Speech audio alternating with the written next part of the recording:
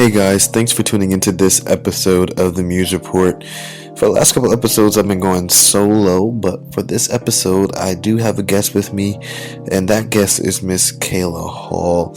She is a graduating dietitian and practices a lot of healthy habits that, I'm a little envious of, and I follow her on Instagram. I'm friends with her, and I just said, hey, I know other people need to know this. I know that I need to know this. I need to learn how to eat healthier. But, there are lots of reasons why we don't eat healthy. And one of those reasons is because of monetary funds. So some people say, I can't eat healthy because it costs too much to eat healthy.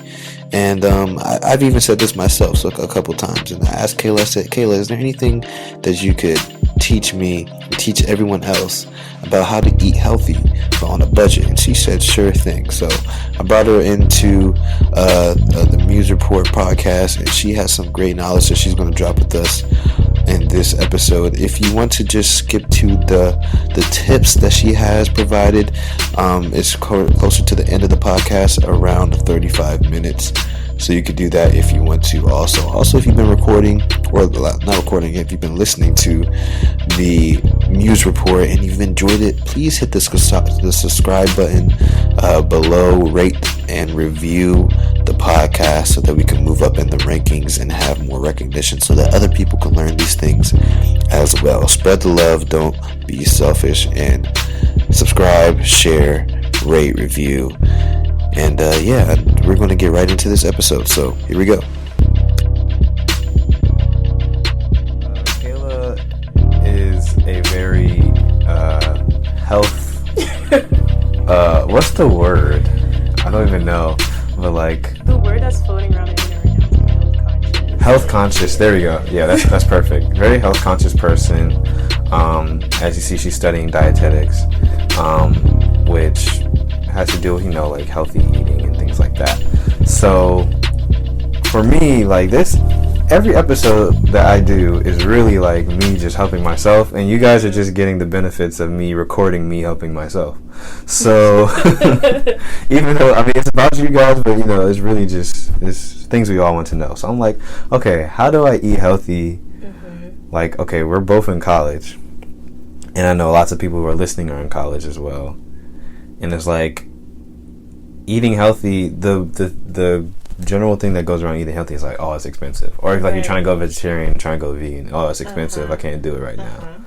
So like, honestly, like the last couple of weeks, months, I've been eating like crap. Like, I'm still skinny, so like you can't tell right now, but my overall, the things that you can't see, like, my energy level, or my skin, or like just my focus, like my brain, like that could be like in complete mess.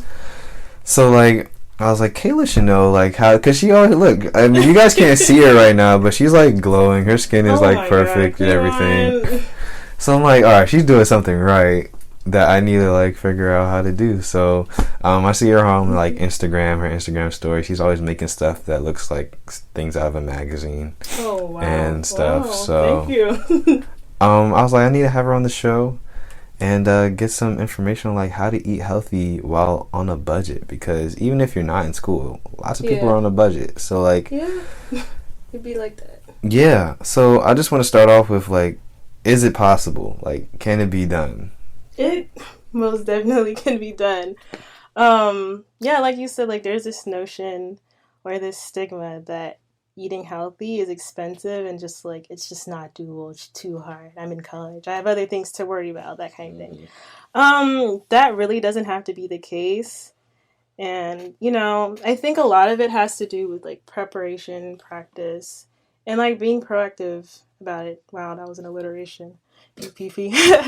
But yeah, it just takes, the biggest part is preparation and I guess fixing in your mind that this is something that you want to do.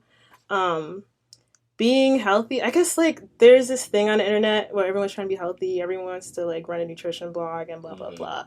Yeah, it's popular now. It's popular. Being healthy is popular. Not knocking it. I would, if everyone wants to be healthy and get on their health wave, that's cool, that's great. But like people think there's this misconception that vegan equals healthy, and like if you eat meat, you're not healthy. And that's not true either.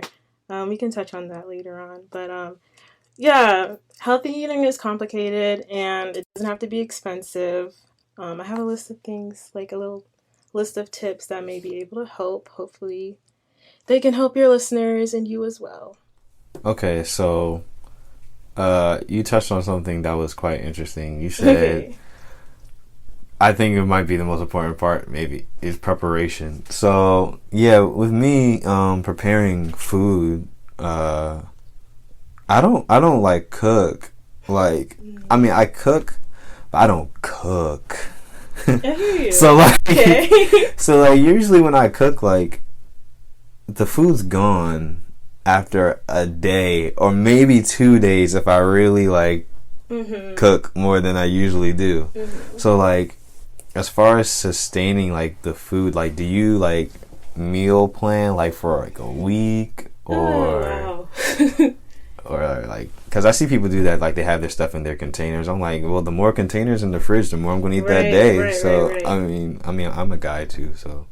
Well, I guess I'm unconventional then, as in, like, I don't really fit that cookie cutter health blogger that, like, meal preps and, like you said, has a whole bunch of containers in their fridge and, like, buys their $500 groceries all at once. And I don't do that. I'm like, I don't necessarily like eating the same thing every day, but okay, so I'm gonna just start by saying I don't necessarily like meal prep the way that you see it on Instagram. That's not me.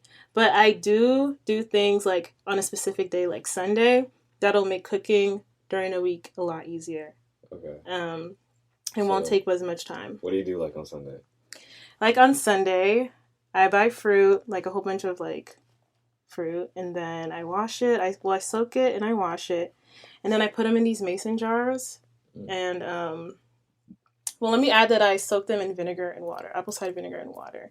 And that's supposed to, like, help preserve your fruit in the fridge. Because if you just buy fruit, let's use strawberries, for example. You buy them, you don't eat them right away, and like 3 to 4 days later, they're in your fridge, like wilting and looking not as fresh as you bought them. But I'm going to use this moment to plug in Brown Kids, an account on Instagram. I saw that she soaks her fruit in vinegar and water, and then she puts them in these mason jars, and it helps her fruit to last in the fridge for like a week, or a week and a half longer than usual. Life hack. Yes. Okay. It's life-changing. It was definitely life-changing. So I do that to, like, my strawberries, my blueberries. I mostly eat berries and, like, bananas. Bananas don't go in the fridge, so, yeah. So that's one thing. You can think about what you want to cook throughout the week, and that kind of helps. So you kind of have it in your mind, oh, I'm having this on Monday. I'm having this on Tuesday, Wednesday. And I usually do that maybe, like, just 2 days ahead. I don't do that for, like, the whole week. And another thing is, if I cook on one day and I have leftovers and I put them in the fridge, but I don't want to have that same meal again, I will, like, change one of the side items or, you know, just kind of, like, swap something. So it's a little bit different. But you still have, like, the main course. Right. Okay.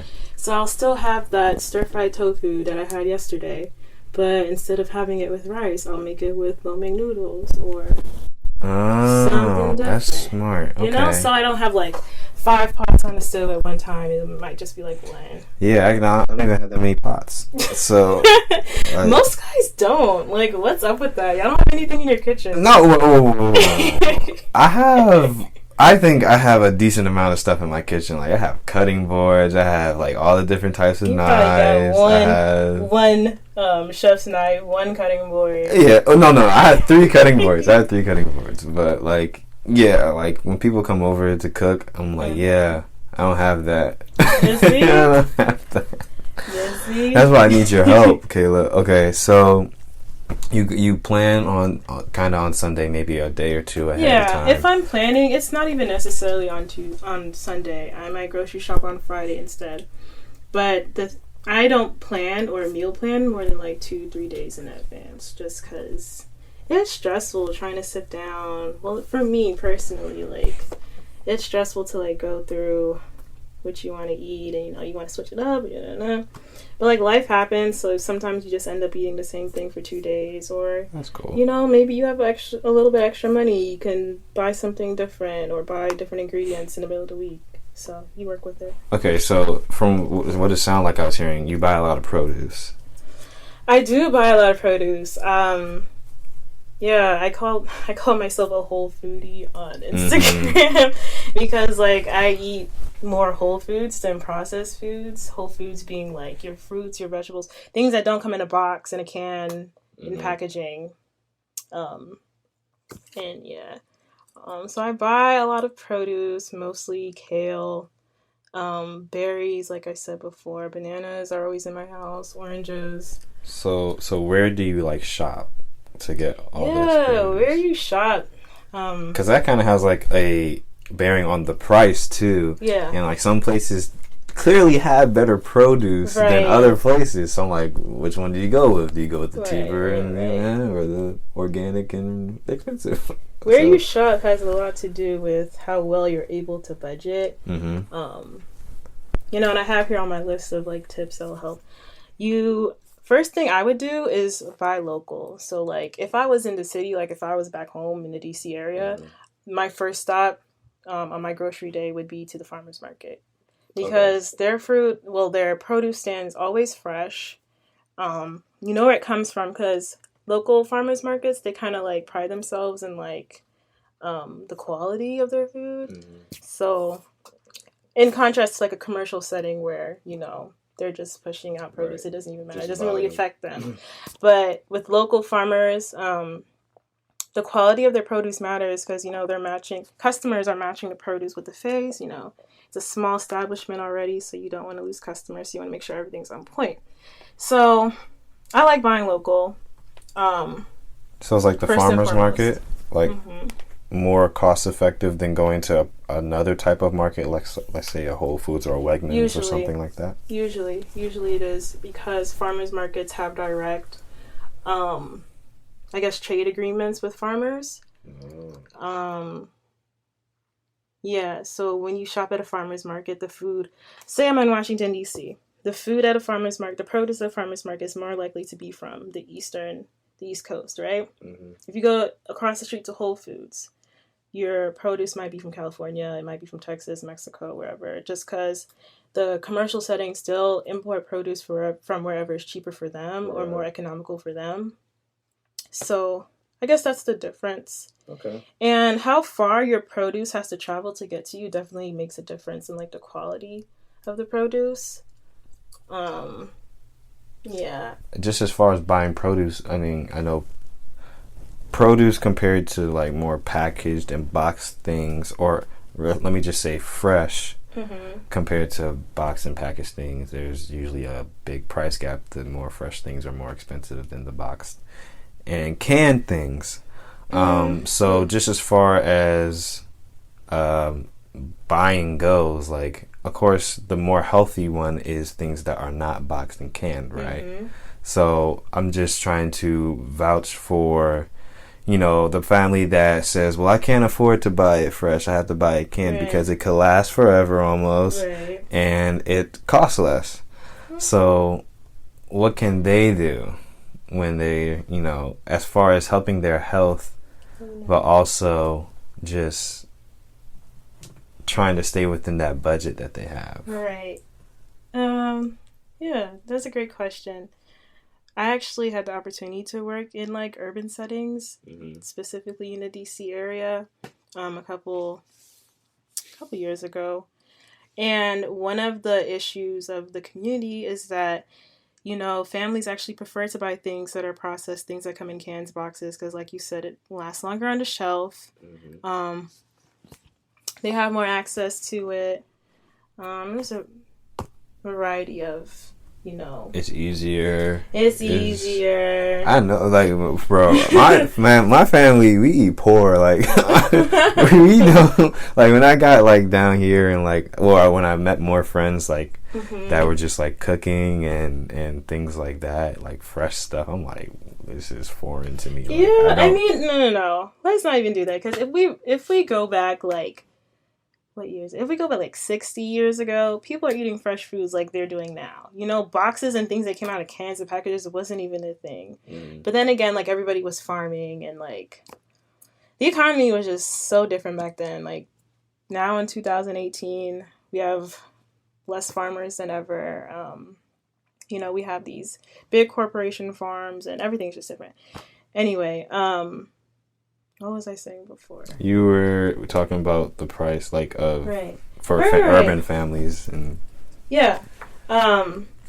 urban families tend to eat more processed foods and less of the whole foods. But that just has to do with like food accessibility.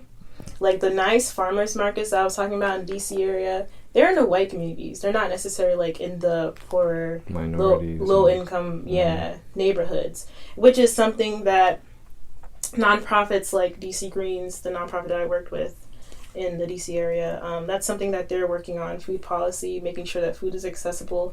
Fresh food, whole foods is accessible to like everyone in all communities. But for now, I know there's like government programs in place that actually do provide fresh fruits and vegetables for families, so that's a thing. But then again, it just has to do. A lot of people just aren't educated about the benefits of eating fresh food rather than stuff that comes in boxes and packages. So that's just another factor. I feel like if we are able to educate more, then people will be more inclined. Right, they know more about it. And a phenomenon I saw last summer, well, it was a phenomenon to me, was the documentary What the Health came out. And the reaction from America, I'm going vegan. It was actually like like the stuff had been preached for years, but now since it's on Netflix, I'm like, so now everybody wants to become vegan? Yeah. I guess maybe it was the way they presented it. It made people just kind of wake up. I don't know how many of them are still vegan, but I just found that so interesting and how it shifted, and we actually had this discussion at my job, and that's why I brought it up in the podcast, because we were having a rather heated and discussion that should not be happening in the workplace, by the way, about economics in eating patterns. One side was from experience, was talking about how they really weren't able to eat healthy because that wasn't a priority. Priority was like to have a roof over their head. Okay. And then the other person was saying, well, no, it is possible to do both, blah, blah, blah, blah, blah. Anyway, I just wanted some clarification on that. You did help on that, though. And I also wanted to, before I forget, you said you had an what do you call it? Alliteration. The 3 P's. You said preparation P's.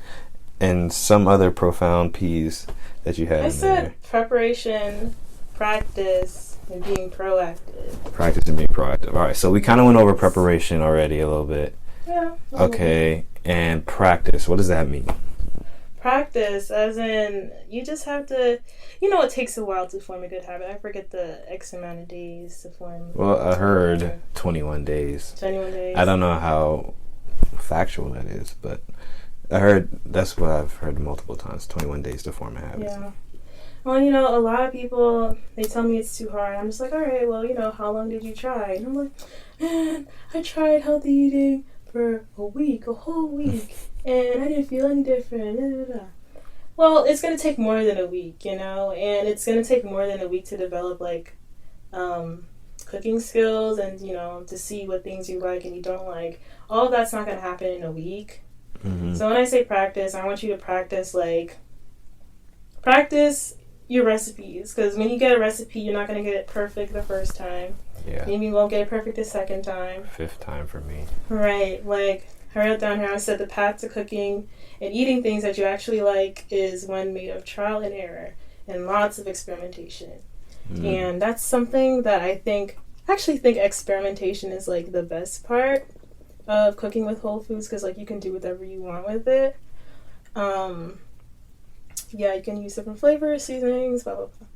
But anyway, you just want to practice getting in that mindset, this is what I want to do because there's physical benefits, there's mental benefits, this will be great for me in the long run. And I have a professor who used to say, eat to live, not live to eat. And so you just want to practice these things over and over in your head, and you have goals at the end of the day, right? And you're trying to reach these goals. You want to feel better. You're trying to not be sick in 5 years from now. You're preparing for that. You're preparing for 5 years from now. You're changing your life from now. And to do that, it's going to take practice. Practice. So and not giving up after not giving up a short period of time to continue doing it. Yeah. All right, so the third P. Being proactive. That kind of ties in to what I said about practice. But being proactive as in like planning ahead, which has to do with preparation. I have here constantly looking for inspiration. I follow a lot of people on this. Obviously, I follow a lot of people on Instagram that do health things. I follow a lot of registered dietitians. One, to inspire me, let me specify. I follow a lot of Black dietitians, which is really rare. I actually I had not met any before this past October. I hope I got that sentence right.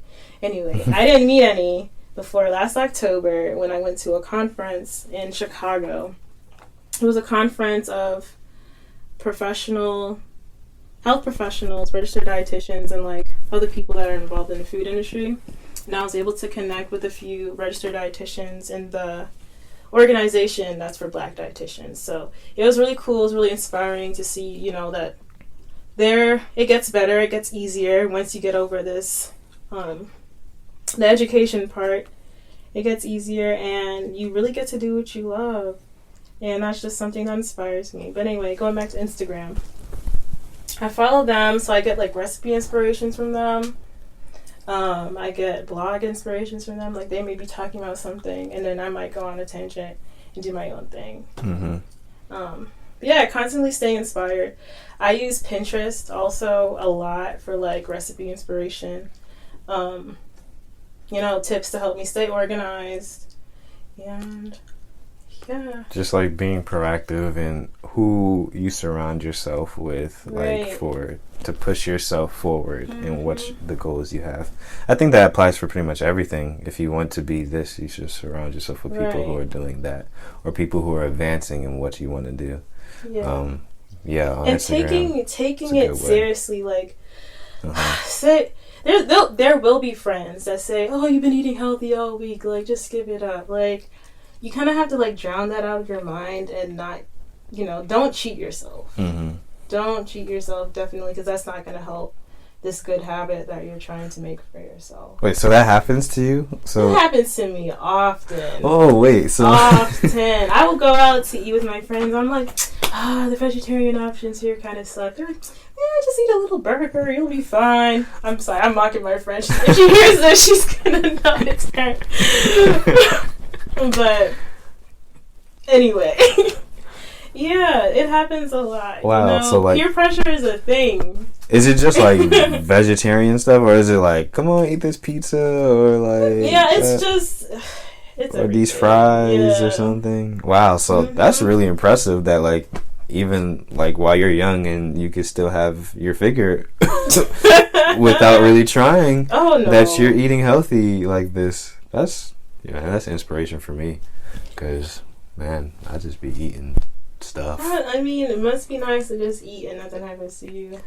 Yeah, I mean, stuff happens to me. You just can't see it. You see, and see, and that's why it's important to put good things in so you can get good things out. No, really, because not all problems or all bad things are external. A lot of it is internal. Like a skinny person can still get cancer. A skinny person could still be suffering from, this disease, that disease, and you won't know it because they're skinny. That's why I always tell people, I was like, skinny does not equal healthy. It doesn't at all. I hope you know that. At all. I've seen plenty of very unhealthy people that are thin. And I was listening to another podcast. If you like listening to podcasts, you should listen to Short Story Long with Drama he had an MTV show a couple years ago. He was on there. It wasn't his show, but he was on the show, and he's the CEO and founder of Young and Reckless clothing brand.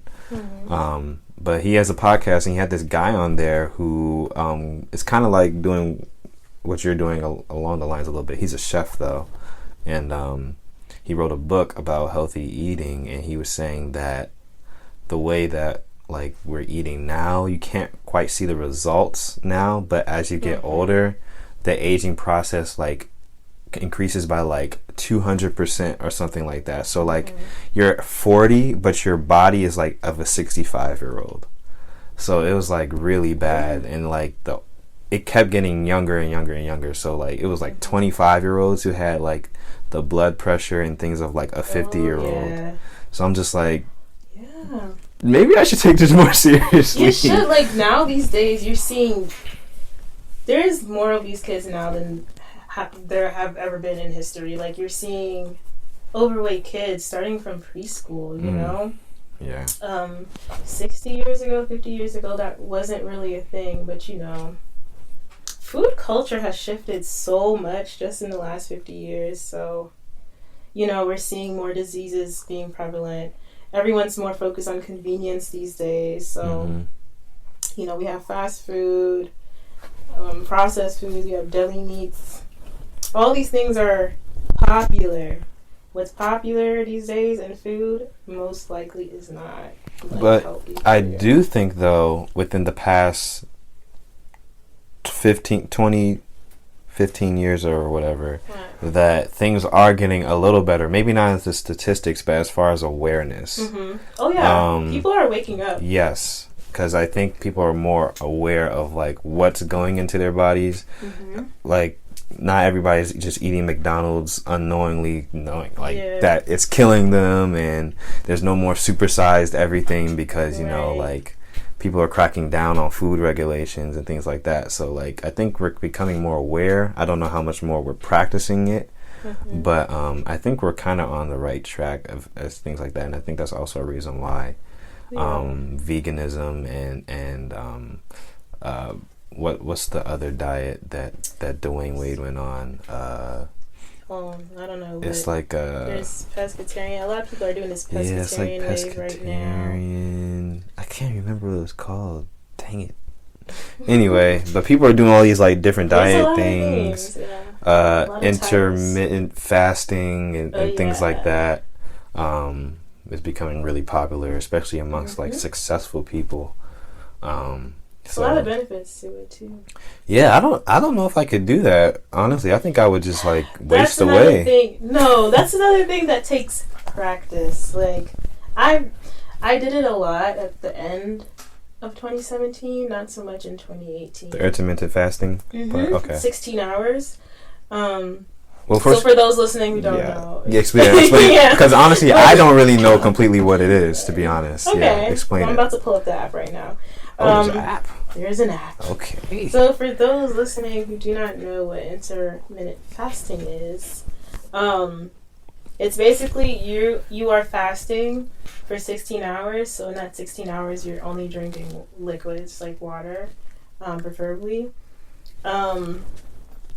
And what that does is it kind of helps it goes easier on the digestive system. You know, when people eat late at night, that forces the digestive system to be working while you're sleeping.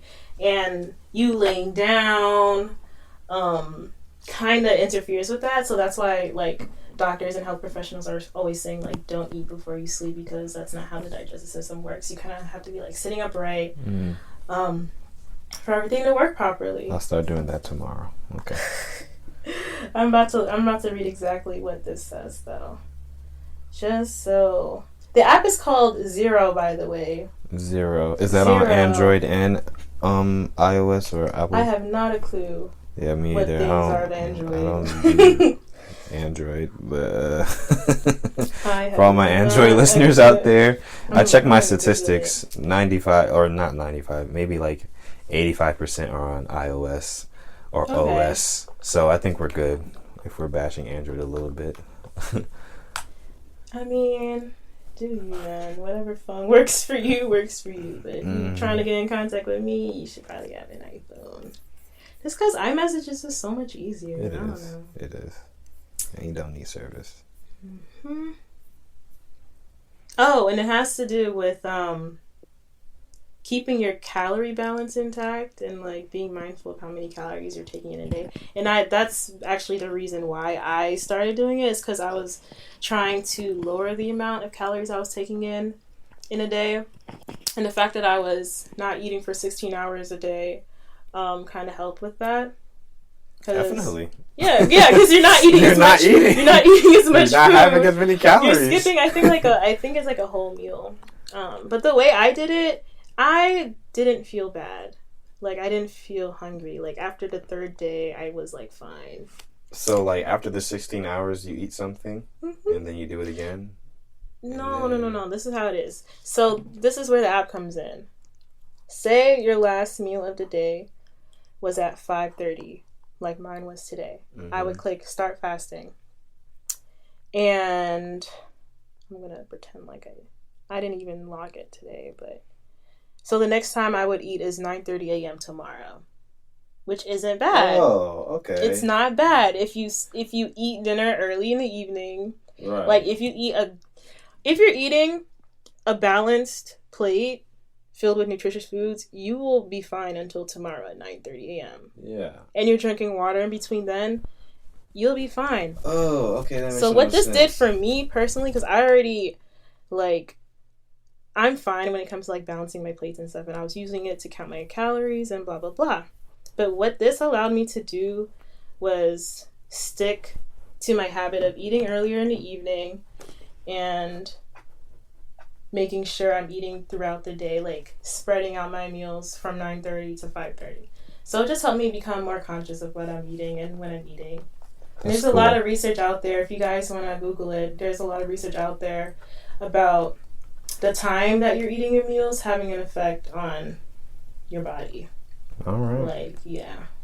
So that app is called Zero. It's called Zero. Cool. I'm going to check that out too. That doesn't sound as bad. I thought you were going like throughout the day, like 16 hours you're awake and you're not eating. I was like, I would like die. You could be sleeping for 8 of those hours. Right. Okay, that makes more sense. And you're just eating a little later in the morning, basically. Yeah. If you don't eat. Yeah. Which kind of helps you on both sides. That's really cool. Yeah, it gave me like a clearer mind, because I woke up and some people when they wake up, the first thing they do is eat, you know? Mm-hmm. But when you wake up, you think about other things. You force your mind on other things. You're kind of more productive. This was the time when I was waking up at 4 a.m. to go to the gym. I was just on some next. I think I was trying to lose weight for my birthday or something. But, yeah. It was actually, I felt great. After the third day, it was fine. Like, I should probably go back to that. That's really cool. So, if any of the listeners want to try it. Yeah, try it out, but talk to your doctor first, because if you have any, other issues or any circumstances, pre-existing conditions, you want to talk to your doctor first. Oh, yeah, right. That's important. Practice safe out here, kids. Yes. Okay. So you have some tips for us that I'm sure you'd like to share. So yeah, I mean, I already touched on them already, but I can read the list. Restate them. Make sure it's drilled in our heads, or anything that we didn't fully cover. Okay. Well, number one I have on my list is sticking to the list. And yeah, that comes into preparation and being proactive, like sitting down on an evening when you know you're free and planning out your meals for maybe the next 2 days or the next week, however you want to organize yourself. So stick to your list when you walk into the grocery store, and then don't shop when you're hungry. Avoid impulse buys, because those will get you when you're shopping in a grocery store. I tell my sister this all the time, but she does it anyway. Comes back in the house with random stuff anyway. Yeah, avoid impulse buys, because then you're going to end up spending more money than you had planned to, and you're going to regret it. After you make your meal and you sit down, then you look back at how much you spent, you're going to regret it. So wait, sorry, one question. So do you recommend going in with a price ideal when you're grocery shopping, or with an item list? Like, are you going in there saying, okay, I'm only going to spend $75, $50 or whatever on groceries, or are you going in there, this is what I need, let me hope this fits within my, I recommend shopping with a price. Okay. And making sure, let's rewind. First thing you want to do is scan to see what you already have in your cabinets and in your fridge. Yeah. And you may want to work around that. Work around your leftovers. Yeah. And then... I feel like we rebuy lots of food. Yeah, exactly. Yeah. You rebuy lots of food. You end up wasting food. And that's wasting money. So, yeah, start... Before you even step out the house, look into your cabinet, look into your fridge, and see what you already have. Before you leave the house, you have... let's say you have a $50 goal. Do your best not to go over that $50 goal. And, yeah, and then you could put a list of things. You can, like, estimate the price of things on your list. And hope that that is less than $50. If you get in line and you see that those things come up to close to $60, and you came in there with a $50 goal, stick to your $50 goal. Don't be intimidated by the people behind you in line. You have a budget. This is you. This is your habits. Anyway, this is your life. So...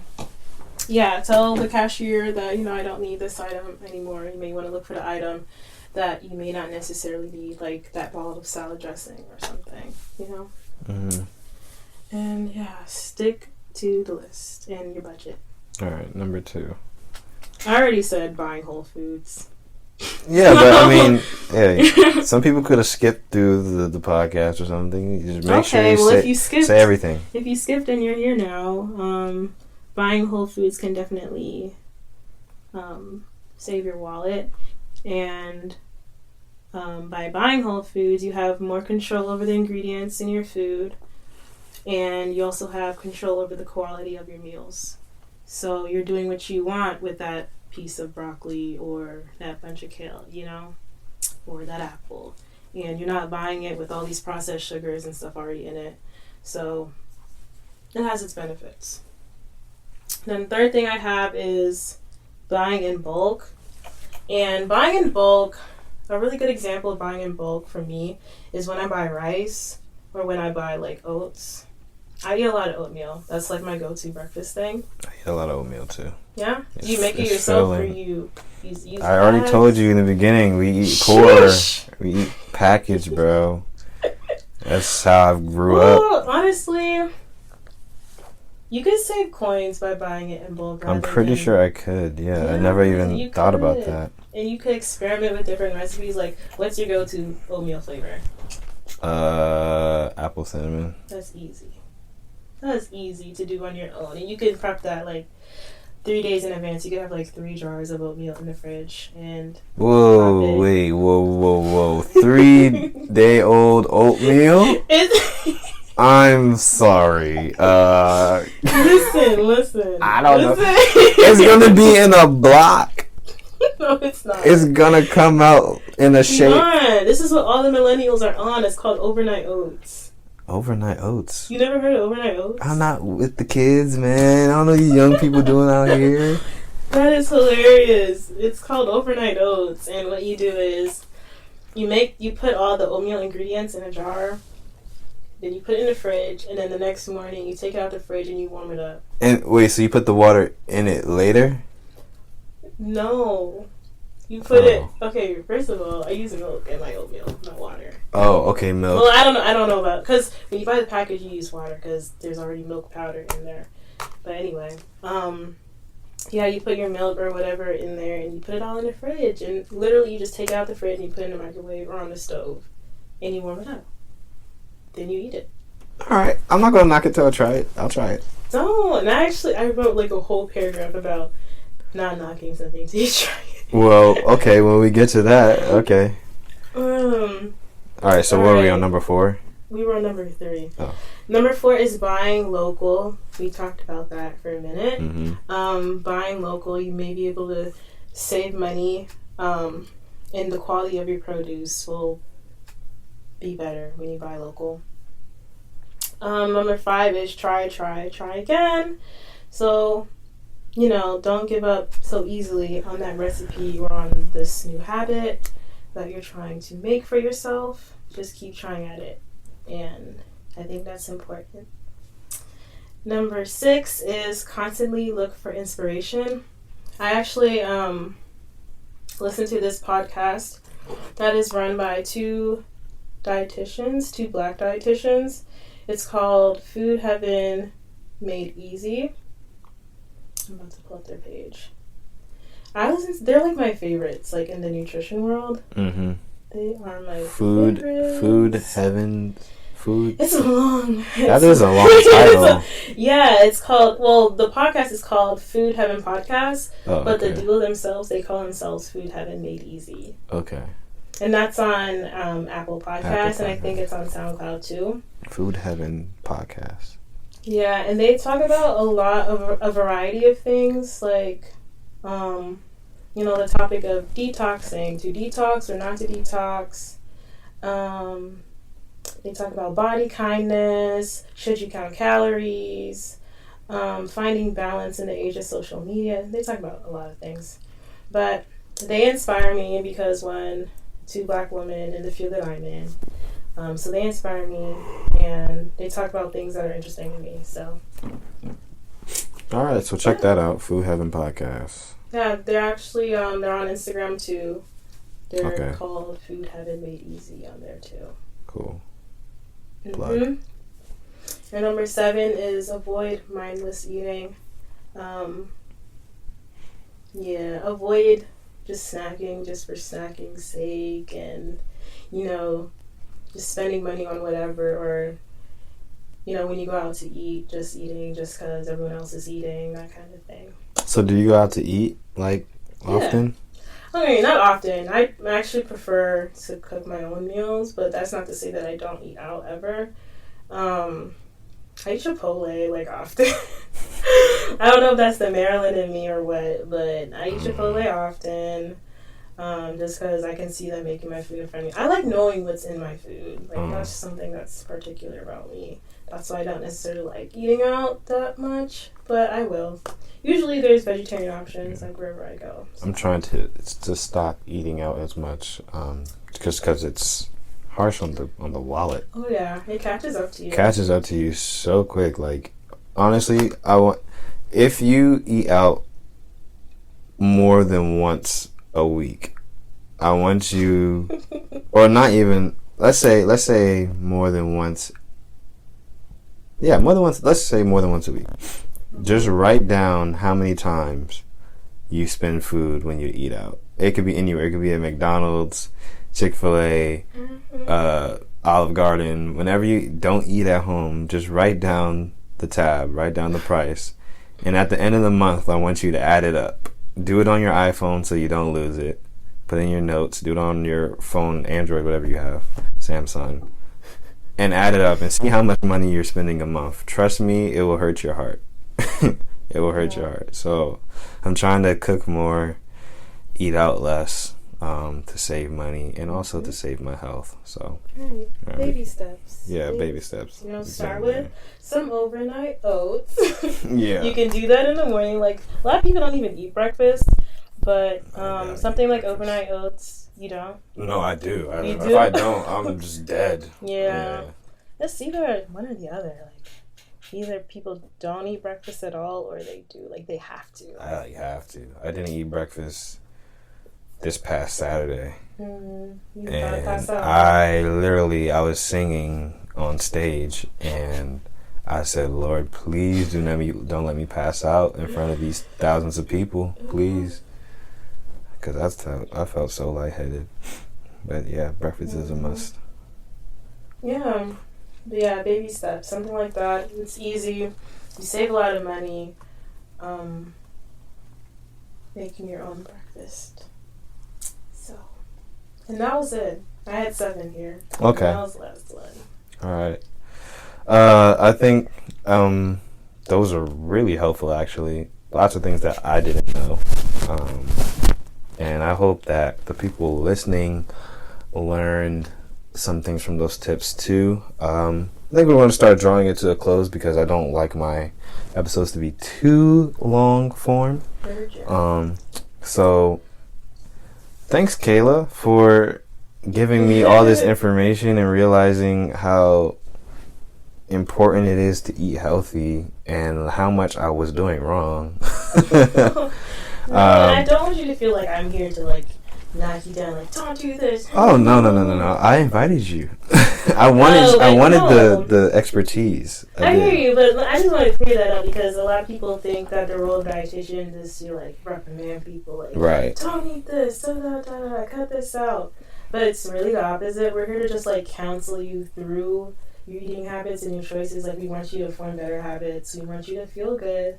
And we want you to, have fun with food. Food is supposed to be enjoyable. Mm-hmm. And so that's what we want you to do. We want you to be happy and healthy. Hashtag enjoy your food. Huh? Yes. I said hashtag enjoy your food. Yeah, enjoy your food. There's another hashtag that I like, eat your medicine.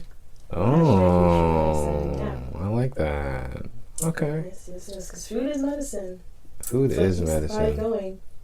Well, some people don't use it as the good medicine, though. Some people use it as, comfort food. Anyway. Yeah, that's another topic. Yeah. We'll touch on that in part 2 of the Healthy Eating Podcast on the Muse Report.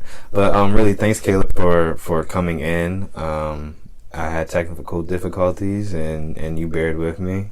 And I appreciate the knowledge that you dropped. And shout out to all the Black dietitians out there, and those who are aspiring.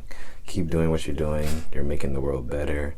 And I just hope everyone that tunes into the Muse Report can get something, how they can improve their lives every day, learn something, grow from it, and then inspire others afterwards. So until next time, guys, next week I'll post another podcast with a special guest that I'll reveal to you soon. And keep making your music a reality every day. See you guys.